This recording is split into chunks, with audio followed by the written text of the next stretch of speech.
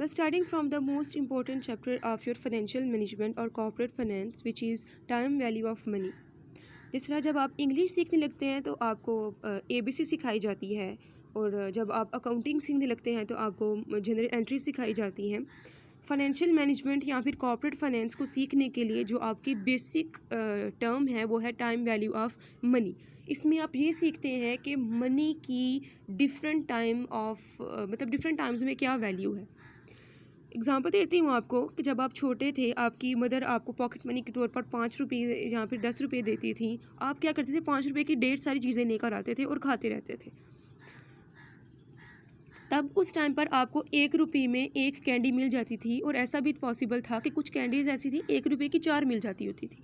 ठीक है, लेकिन अब आप वही 1 रुपया लेकर जाओगे तो आपको एक कैंडी भी नहीं मिलेगी, आपको 2 रुपये लेकर जाने पड़ेंगे, तब आपको वो एक कैंडी मिलेगी। ठीक है, इसको कहते हैं कि मतलब रुपीज़ तो वही है ना, तब भी 1 रुपये का सिक्का वही था, अब भी 1 रुपये का सिक्का वही है, लेकिन उस टाइम पर आप उसकी 4 कैंडीज़ लेकर आ रहे थे, अब आप जाते हो तो आपको एक कैंडी भी नहीं मिलती।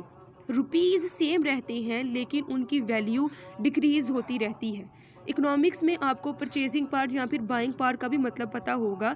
बाइंग पार्ट कहते हैं कि मैं मनी से कितनी चीज़ें परचेज़ कर सकती हूँ, वो होती है बाइंग पार्ट। तो जो मनी है उसकी हमने क्या देखनी है, वैल्यू, कि वैल्यू क्या है उसकी। ठीक है, उसको हम कैलकुलेट करते हैं फाइनेंस में। किस तरह से करेंगे, एक आपको सोफिस्टिकेटेड से एग्जांपल देती हूँ कि मेरी मदर मुझे 1000 रुपीज़ देती हैं, या फिर किसी भी तरह से मेरे पास 1000 रुपीज़ आ जाती हैं। मैं क्या करती हूँ, करंट टाइम में मतलब जिस टाइम पे मुझे वो मिलेंगे, मैं अपने लॉकर में रख देती हूँ उनको और लॉक लगा देती हूँ। ठीक है, FM में या बिजनेस कॉर्पोरेट फाइनेंस में आप जो है करंट टाइम को, जिस टाइम पर आप कोई भी एक्टिविटी परफॉर्म कर रहे होते हैं, उसको कहते हैं टाइम नॉट या T0 कहते हैं उसको। ठीक है, इसको हमने कह दिया T0। T0 पे मेरे पास कितने पैसे थे, 1000 रुपीज़, और उनको मैंने अपने लॉकर में क्या है, सेव कर लिया है। ठीक है, T0 मतलब पहला साल, जिस साल मुझे मिले थे, जिस टाइम पर मिले थे, मैंने उनको सेव कर लिया।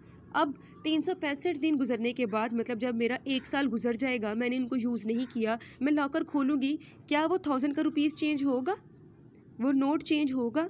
नहीं, वो उतने का उतना ही रहेगा। मतलब T0 पर भी वही है, T1 1 साल गुजरने के बाद भी वो 1000 ही रहेगा। ठीक है, T2 जब आ जाएगा, तीसरा साल होगा, तब भी वो वही रहेगा, और T3 आ जाता है अगर मेरे पास, तब भी जो है वो मेरा 1000 का जो नोट है वो वही रहेगा, उसमें कोई भी चेंजिंग नहीं आएगी।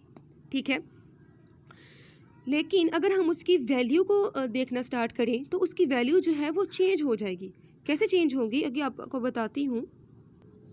एग्जांपल ये है सिंपल कि T0 है आपके पास, जब आपके पास 1000 रुपीज़ था, मैं अगर वो आज से लगाती हूँ, ये 2010 की बात है, जो मैं T0 कह रही हूँ, T0 कह रही हूँ, ये फॉर एग्ज़ाम्पल 2010 की बात है। मैं शॉप पर गई और मैंने जो है वो ग्रॉसरी की, या उस टाइम पे आप कह लें 2010 में, आपको पता है कि चावल है या चीनी है या आटा है, उस टाइम पे आपको 1000 रुपये का कम से कम 2 किलो मिल जाता होता था। ठीक है, ऐसे ही है ना। अब आप जो है 1 साल गुजरने के बाद 2011 में गए तो वही आटा आपको 1000 रुपये का 2 किलो नहीं मिलेगा, कम मिलेगा। क्यों?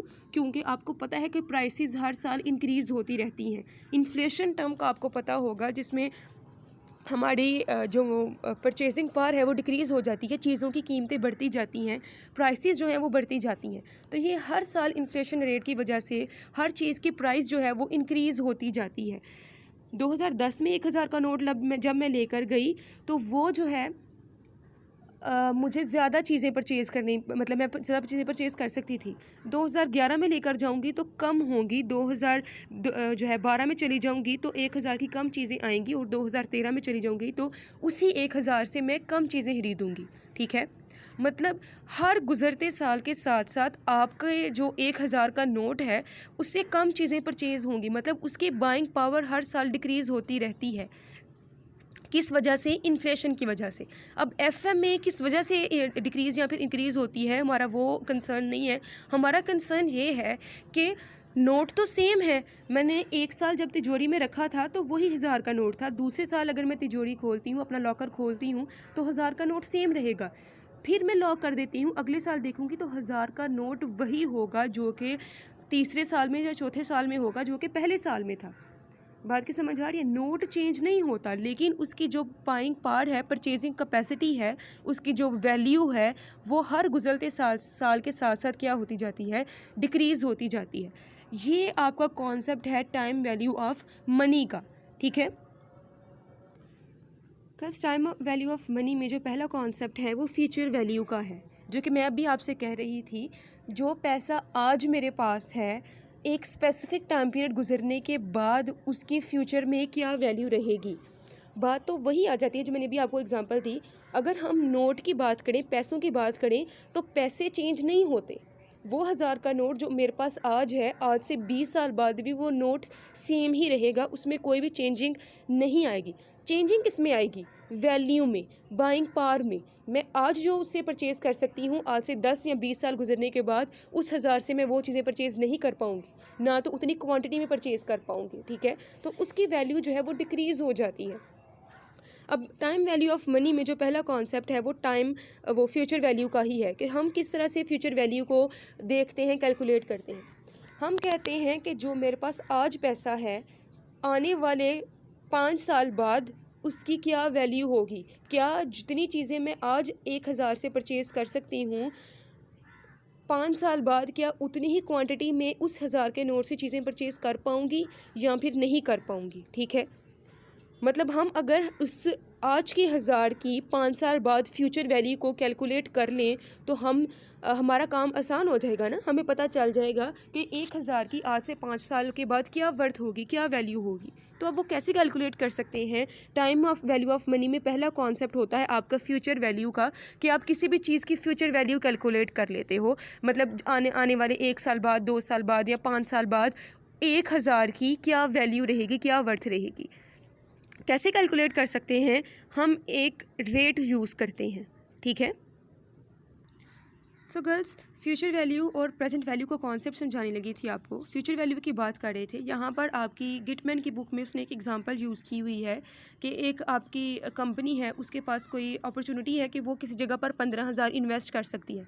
मतलब एक कंपनी के पास आज जो है वो 15,000 रुपये हैं और वो किसी जगह पर इन्वेस्ट करना चाहती है। मतलब किसी कोई एसेट परचेज़ कर लिया, किसी जगह पर किसी कंपनी के शेयर्स परचेज़ कर लिए, बैंक में रखवा दिए। मतलब वो 15,000 वो किसी ऐसी जगह पर लगाएगी जहाँ पर उसे कोई ना कोई रिटर्न ज़रूर मिलेगा। फिर वो कहता है debt will produce $17,000 spread over the next 5 years. मतलब आज वो 15,000 लगाएगी और आज से 5 साल के बाद उसको जो अमाउंट रिसीव होगी वो कितनी होगी? 17,000, ठीक है। लेकिन 17,000 आपको 5 साल बाद इकट्ठा नहीं मिलेगा, उसको जो है अगले 5 सालों तक हर साल ये अमाउंट मिलती रहेंगी। मतलब मैंने आज 15,000 फॉर एग्ज़ाम्पल मैंने बैंक में जमा करवा दिया। एग्ज़ाम्पल देती हूँ ना आपको। मैंने 15,000 एक बैंक में जमा करवाया और वो कहते हैं कि आप 5 साल बाद जो है वो अपना 15,000 वापस ले लेना हमसे, लेकिन आपको हर साल जो है वो कोई ना कोई अमाउंट हम देंगे, ठीक है। वो किस तरह से होगी अमाउंट आपकी? पहले साल आपको 3,000 मिलेगा, दूसरे साल आपको 5,000, तीसरे साल 4,000, चौथे साल 3,000 और at the year 5 at the time end of the time period आपको 2,000 रुपये मिलेंगे। मतलब ये सारे जब आप जमा करते हो तो वो अमाउंट कितनी बन जाती है? 17,000। आज मैं उनको 15,000 दूंगी, 5 साल बाद जो मुझे वो हर साल देते जाएंगे उसकी अमाउंट कितनी बन रही है? 17,000। क्या मुझे ये इन्वेस्टमेंट करनी चाहिए या फिर नहीं करनी चाहिए? आप अगर इसको सामने सामने से देखें तो आपको ये लगेगा आज 15,000 दे रही हूँ, 5 साल बाद मुझे 17,000 मिल जाएगा। मतलब 2,000 आपको एक्स्ट्रा मिल रहा है और आप खुशी खुशी उस जगह पर इन्वेस्ट कर दोगे। लेकिन हमारा फाइनेंस जो है वो कहता है कि ये आपके साथ धोखा है। किस तरह से है? 15,000 से जितनी चीज़ें आप आज खरीद रहे हैं, 5 साल बाद उतनी चीज़ें नहीं खरीद पाएंगे, उसकी वैल्यू डिक्रीज़ हो चुकी होगी। दूसरी सेंस में बात की जाए, क्योंकि आपको 5 साल बाद 17,000 अमाउंट मिलनी है, तो अगर हम 17,000 की आज वैल्यू देखें तो वो कितनी बनती है? अगर तो 17,000 की आज मतलब 5 साल पहले वैल्यू 15,000 से ज़्यादा बन रही है या फिर 15,000 से कम बन रही है, तो फिर वो आपके लिए बेनिफिशियल होगा ना। मतलब 5 साल बाद 17,000 मुझे मिलना है, हो सकता है कि उस टाइम पे जो 15,000 था, जो आज मेरे पास 15,000 है, उसकी वैल्यू आज से 5 साल बाद जो 17,000 है उससे ज़्यादा हो गई हो। दोबारा बताती हूँ, आज मैं 15,000 दे रही हूँ, 5 साल बाद मुझे 17,000 मिलेगा। ज़रूरी तो नहीं है ना कि 15,000 की वैल्यू जितनी आज है या फिर आज के दिन में 17,000 की जितनी वैल्यू है वो 5 साल बाद भी उतनी ही होगी।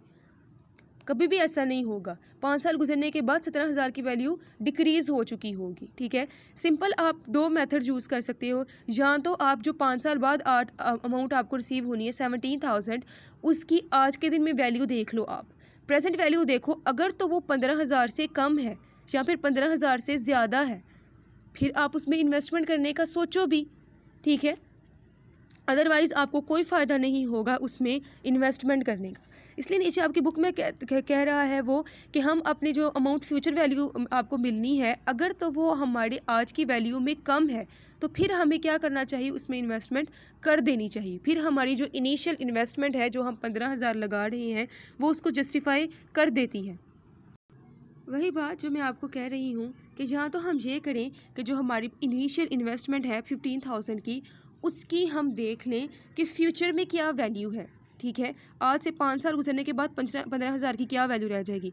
या तो हम ये कर सकते हैं, या फिर हम ये कर सकते हैं कि हमारा जो 15,000 है, सॉरी 17,000 जो कि आपको 5 साल बाद मिलना है, उसकी आज के दिन में क्या वैल्यू बनती है। मतलब हम अपने जो 5 साल बाद अमाउंट रिसीव होगी, या तो उसकी प्रेजेंट वैल्यू कैलकुलेट कर लें, या फिर जो हमारी आज के दिन में इनिशियल इन्वेस्टमेंट है, या फिर टाइम ज़ीरो पे जितना मैं पैसा लगा रही हूँ, उसकी 5 साल बाद क्या वैल्यू होगी। इसको कहते हैं टाइम वैल्यू ऑफ मनी। और ये आपको ज़्यादा समझा सकते हूँ मैं थ्रू टाइम लाइन, जो कि आपको आपकी बुक में भी नज़र आ रही होगी। दिखाती हूँ अभी आपको। गर्ल्स, ये टाइम लाइन आप देख सकते हैं, ये आपको नज़र आ रही होगी यहाँ पर। आप अपनी बुक पर देख सकते हैं, ये गिटमैन की बुक में ही है। ये टाइम लाइन है। टाइम लाइन बेसिकली एक हॉरिजॉन्टल लाइन होती है जो कि आपको टाइम डिपिक्ट करती है। आपके लिए आसानी हो जाती है अमाउंट्स को समझने में। जैसे कि मैं आपको बता रही थी इनिशियल इन्वेस्टमेंट, और मैंने आपको स्टार्टिंग में भी बताया था कि जिस टाइम पर आप अभी खड़े हैं, जो आपका प्रेजेंट टाइम है, उसको हम एफएम में 0 से रिप्रेजेंट करते हैं। ठीक है, ये देख लें, यहाँ पर उसने उसको 0 से रिप्रेजेंट किया हुआ है। टाइम ज़ीरो पर जो हमारा फर्म है, जो कंपनी है, वो कितनी इन्वेस्टमेंट कर रही है, 15,000। मतलब आज के दिन में हम लगाएंगे 15,000। 1 साल बाद मुझे 3,000 रिसीव होगा, 2 साल गुजर जाएंगे तो 5,000, 3 साल गुजरेंगे तो 4,000, आफ्टर 4 ईयर्स मुझे 3,000 रिसीव होगा, और 5 साल गुजरने के बाद मुझे 2,000 रिसीव होगा। ये स्ट्रीम ऑफ कैश फ्लोज है ना, मैंने आपको कल भी बताया था। स्ट्रीम मीन्स फ्लो, या फिर आप ये कह सकते हैं, हाँ, फ्लो ही कहते हैं। अमाउंट्स की एक जो है कोलैबोरेशन को आप स्ट्रीम कहते हैं, जो कि डिफरेंट होती हैं अमाउंट्स। इसलिए आज 15,000, उससे हर आने वाले साल में मुझे डिफरेंट अमाउंट रिसीव होंगी। हम अपने टाइम वैल्यू ऑफ मनी को इस टाइम लाइन पर भी डिपिक्ट कर सकते हैं, जो कि आपको समझने में आसानी देती है कि किस तरह से हमें आने वाले टाइम पे अमाउंट रिसीव होंगी। गर्ल्स, ये जानने के लिए कि 15,000 की 5 साल बाद क्या वैल्यू होगी, या फिर जो 17,000 मुझे आफ्टर 5 ईयर्स रिसीव होना है, उसकी आज के डे में क्या वैल्यू होगी, हमें क्या करना पड़ेगा। हमें सारी जो ये अमाउंट्स उसने दी हैं आपको, ये जो आपकी कैश स्ट्रीम्स हैं, हमें करना होगा कि सारी अमाउंट्स की 1 पॉइंट इन टाइम, मतलब एक वक्त में क्या वैल्यू हो सकती है, वो निकालनी है। ठीक है, मतलब या तो हम ये जो ज़ीरो टाइम पीरियड है, उसमें इन सब की वैल्यू को कैलकुलेट कर लें, या फिर इन सब की वैल्यू जो है वो हम आफ्टर 5 ईयर्स कैलकुलेट करें। ठीक है, तो हमें कोई फ़ायदा होगा, तब हमें पता चलेगा कि हमें इसमें इन्वेस्टमेंट करनी चाहिए या फिर नहीं करनी चाहिए। मीन्स सारी अमाउंट्स को अगर हम सिंगल पॉइंट इन टाइम में कैलकुलेट कर लेंगे, हमारे लिए फ़ायदा होगा। ठीक है, अब हम सिंगल पॉइंट इन टाइम में इन सब को कैसे कैलकुलेट कर सकते हैं। 2 तरीके हैं जो कि मैंने आपको बताया। या तो प्रेजेंट वैल्यू जो हमारी आज की अमाउंट है, जो 15,000 थी, उसकी 5 साल बाद वैल्यू कैलकुलेट करें, मतलब फ्यूचर वैल्यू कैलकुलेट कर लें। फ्यूचर वैल्यू कैलकुलेट करने का प्रोसेस कहलाता है compounding. You can see on the next page of your book, जिसमें उसने एक फिगर भी बताई है आपको। यहाँ पर मैं आपको बनाकर दिखाना चाहती थी। हम क्या कर सकते हैं, फ्यूचर वैल्यू कैलकुलेट करेंगे अपनी सारी अमाउंट्स की कंपाउंडिंग के थ्रू। कंपाउंड करना होता है मेक समथिंग कंपोजिट, मतलब इकट्ठा कर लेना ना सबको, तो वो फ्यूचर वैल्यू कहलाती है। गर्ल्स, किसी भी चीज़ की फ्यूचर वैल्यू हमेशा ज़्यादा आती है। कंपाउंड करना मतलब ज़्यादा करना, इकट्ठा कर देना सबको। तो फ्यूचर वैल्यू हमेशा आपकी ज़्यादा आएगी और जो प्रेजेंट वैल्यू है जब भी आप कैलकुलेट करोगे वो कम आएगी। पहले हम फ्यूचर वैल्यू के प्रोसेस को देख लेते हैं। हम क्या करेंगे, सबसे पहले हमने कहना है ना, हमने ये कहा कि 5 साल बाद क्या वैल्यू होगी इन सब अमाउंट्स की। तो वो हम जो प्रोसेस होगा फ्यूचर वैल्यू को कैलकुलेट करने का वो कहलाएगा कंपाउंडिंग। कैसे कैलकुलेट करेंगे, सबसे पहले जो पॉइंट 0 पे आपके पास अमाउंट है उसको देखेंगे कि उसकी 5 साल बाद क्या वैल्यू बन रही है, ये 5 साल बाद। फिर जो 1 साल गुजरने के बाद इस टाइम पे क्या वैल्यू है, फिर इसकी वैल्यू कैलकुलेट करेंगे।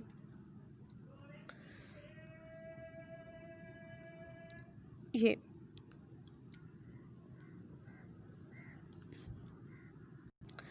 फिर हम जो है 3 साल ये वाला, फिर इसकी वैल्यू कैलकुलेट करेंगे। ये तो खुद ही अपने टाइम पे ही है ना, ऑलरेडी इसी टाइम पर है जी। मतलब हम इन सारी वैल्यूज़ की जो इन सारी अमाउंट्स की जो वैल्यू है वो 5 साल गुजरने के बाद कैलकुलेट करेंगे। इस प्रोसेस को हम कहते हैं कंपाउंडिंग। ये जो प्रोसेस है फ्यूचर वैल्यू कैलकुलेट करने को आप कंपाउंडिंग कहेंगे, ठीक है। हमने कहा यहाँ तो हम ये कर सकते हैं कि जितनी भी ये वैल्यूज़ हैं उनकी हम अमाउंट जो है वो 5 साल बाद कैलकुलेट कर लें। ये प्रोसेस कहलाएगा कंपाउंडिंग। दूसरा काम जो हम कर सकते हैं, जो कि मैंने आपको पहले भी बताया था, दूसरा वे है हमारे पास कि 5 साल बाद जो अमाउंट्स हमें रिसीव होनी है हम उनकी आज में क्या वैल्यू बनती है वो कैलकुलेट करें। पॉइंट 0 पे क्या वैल्यू बनती है वो कैलकुलेट कर लें। उस प्रोसेस को कहते हैं डिस्काउंटिंग।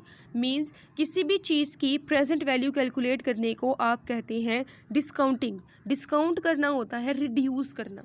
तो प्रेजेंट वैल्यू में हम अपनी अमाउंट्स को रिड्यूस करते हैं। हम ये देखते हैं कि आने वाले वक्तों में जो आपको अमाउंट्स रिसीव होनी है उनकी आज के दिन में क्या वैल्यू बनती है। कैसे कैलकुलेट करेंगे, अभी जैसे हमने इसका देखा उसको भी देखते हैं। अब हम करने जा रहे हैं प्रेजेंट वैल्यू कैलकुलेट। किन अमाउंट्स की, ये सारी अमाउंट्स की। ये तो ऑलरेडी प्रेजेंट में है ना, प्रेजेंट में 15,000 की वैल्यू इस अमाउंट के जितनी ही होगी।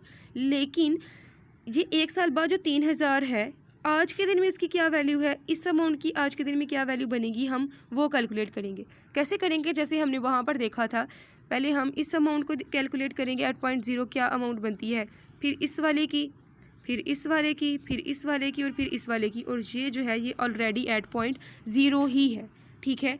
ये वाला प्रोसेस जब हम आने वाले वक्तों की वैल्यू आज में कैलकुलेट करते हैं उसको कहते हैं प्रेजेंट वैल्यू। ये दो बेसिक कॉन्सेप्ट्स हैं जो कि आप यूज़ करते हैं टाइम वैल्यू ऑफ मनी में किसी भी अमाउंट की वैल्यू को कैलकुलेट करने में। दोबारा बताती हूँ girls, value means purchasing power.